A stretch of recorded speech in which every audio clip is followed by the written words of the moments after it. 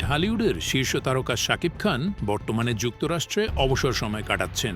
এর মধ্যেই তার ভক্তদের জন্য দারুণ কিছু খবর সামনে এসেছে। সম্প্রতি মুক্তিপ্রাপ্ত বরবাদ এবং তাণ্ডব সিনেমার সাফল্যের পর এই মেগাস্টারের পরবর্তী সিনেমার আপডেট জানতে উদ্গ্রীব হয়ে আছেন সবাই। ভক্তদের অপেক্ষার এই অবসান ঘটিয়ে শাকিব খানের আসন্ন দুই সিনেমার বিস্তারিত তথ্য তুলে ধরা হচ্ছে আজকের ভিডিওতে।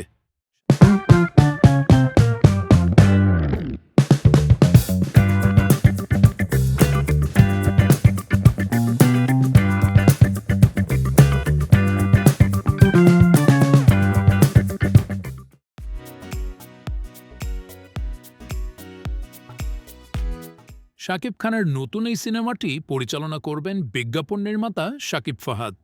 আগামী 10 সেপ্টেম্বর থেকে এর শুটিং শুরু হওয়ার কথা রয়েছে। শোনা যাচ্ছে এই সিনেমায় শাকিব খানকে একজন প্রাক্তন মেজরের চরিত্রে দেখা যাবে। তার ভক্তদের জন্য এটি হতে পারে একটি নতুন অভিজ্ঞতা। সিনেমাটি আসছে ডিসেম্বরেই মুক্তির পরিকল্পনা রয়েছে বলে জানা গেছে।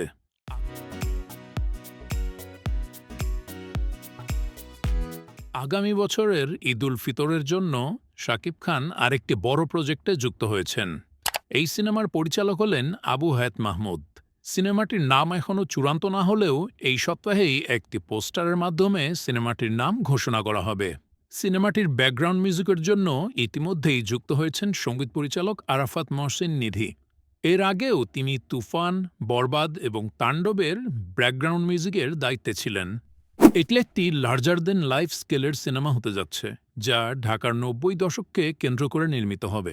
এতে ক্রাইম, রোম্যান্স, অ্যাকশন, ইমোশন এবং পারিবারিক ড্রামার মতো বিভিন্ন উপাদান থাকবে।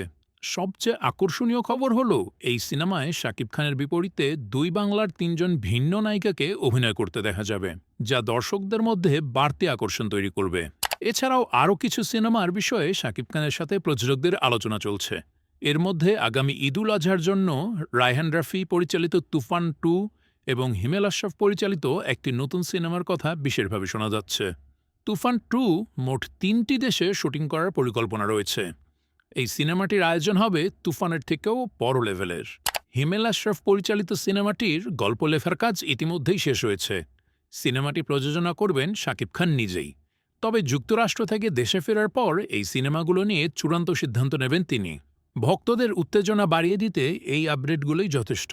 এখন শুধু অপেক্ষা, কবে শাকিব খান তার নতুন লুকে পর্দায় ঝড় তুলবেন।